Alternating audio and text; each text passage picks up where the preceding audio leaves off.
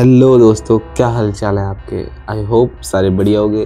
तो ये जो आज की हमारी कहानी है, कहानी नहीं बोलूँगा इसको, केस बोलूँगा कि जो ये आज का केस है जो रियल कहानी पे बेस्ड है।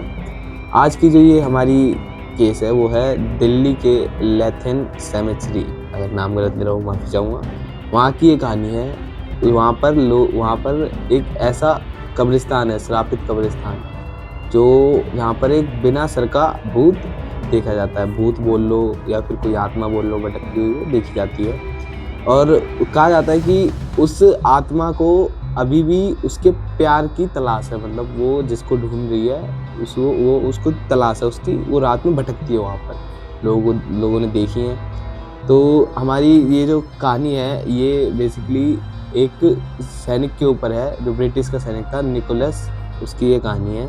तो बाकी कहानी की तरफ बढ़ते हैं। बाकी मेरा नाम है कृष्णा, आप देख रहे हैं डायरेक्ट कृष्णा। चैनल पर नहीं हो तो चैनल पर सब्सक्राइब जरूर कर देना, ऐसे ही रियल कहानियों को देखने के लिए। और अगर अकेले देख रहे हो तो साथ में देखना किसी के। बाकी स्टार्ट करते हैं वीडियो।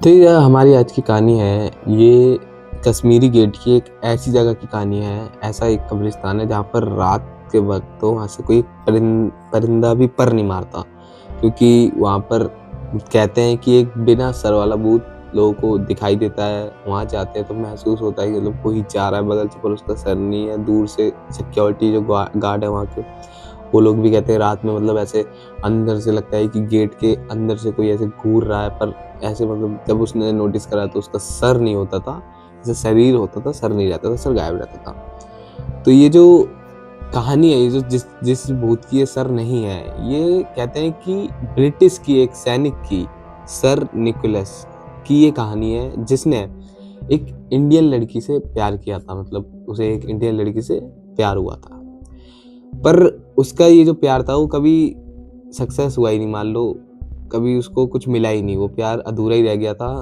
मतलब फिर उसके बाद वो इतना पागल हो गया था उस लड़की के पीछे कि वो गम में रहने लगा, पागलपन में रहने लगा, पूरे दिन नशे। मतलब उसे ब्रिटिश की आर्मी ने निकाल दिया था, वो वहाँ से भी हट चुका था। वो पूरे दिन ऐसे पागलों की तरह रहता था। तो एक रात उसने क्या करा, इसी कब्रिस्तान के पास आके उस लड़की को ऐसे याद कर रहा था। वो ऐसे हाथ में दारू वारू लेके याद कर रहा था, और उसके पास उसकी गन थी। आर्मी ऑफिसर था तो उसके पास उसकी गन थी। तो अब वो क्या करता है, वो उस वहाँ पर बैठा होता है कब्रिस्तान में, तो उस लड़की को ऐसे याद कर रहा होता है। तो वो अपनी गन निकालता है और गन से अपने आप को एकदम सर पे यहाँ पर शूट कर लेता है, तो वैसे गोली मार लेता है। अब जो गोली मारता है उसका सर धड़ से अलग हो जाता है, सर धड़ से अलग हो जाता है, वो ऐसे दूर जाके गिरता है। फिर लोग, सुबह होती है, लोग आते हैं, पता चलता है कि ऐसे ऐसे वहाँ हुआ, तो उसको वहीं दफन कर देते हैं, मतलब गाड़ देते हैं वहीं पर।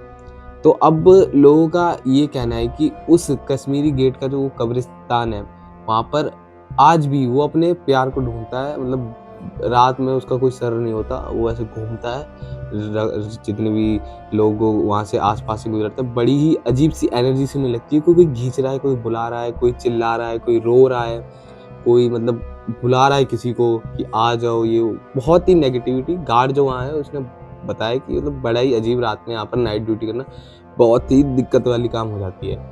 बाकी ये जो इंसिडेंट है, ये कहते हैं कि अकेली उसकी नहीं है, ये जो उसका सर है उसकी ये कहानी नहीं है। यहाँ पर छोटे छोटे बच्चों की आवाज़ें आती हैं, और भी मतलब बहुत सारी आत्माएं। मतलब ऐसा गार्ड बताते हैं कि बहुत ही दिक्कत है कुछ। वो रात में जैसी रोने की आवाज़ आती है, वो अंदर जाते हैं।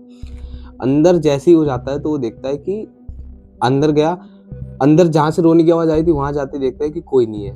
रोने की आवाज़ रुक गई, अचानक से बंद हो गई, पर कोई नहीं है। तो अब वो जैसे ही वहाँ से मुड़ के आते हैं तो उन्हें ऐसा लगता है कि पीछे उनके ऐसे कोई खड़ा है, कोई उनके ऐसे कान में फूंक मार रहा है। वो जैसे ही पीछे मुड़ते हैं पर पीछे कोई नहीं होता, धुंध वगैरह होती है।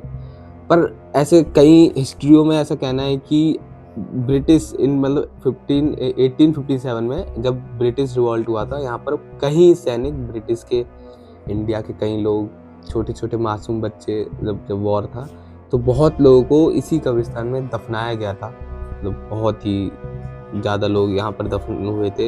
आधे से ज़्यादा तो कोई नाम ही नहीं है उनकी ग्रेव के ऊपर, कोई नाम नहीं है, सब अनवांटेड नाम है, कोई नाम वगैरह तो है नहीं उनकी ग्रेव के ऊपर। बाकी पर आज भी वहाँ पर अगर कोई इंसान रात में जाता है, मतलब जाता है, तो उसका बचना मान लो मुश्किल ही होता है, क्योंकि ऐसा लगता है कि कोई उसे खींच लेता है। ऐसी एक कहानी थी, एक गया था, मतलब एक ब्लॉगर था, मैं नाम नहीं लूँगा उसका, एक ब्लॉगर था, वो गया था उसी क्रेव को एक्सप्लोर करने गया था।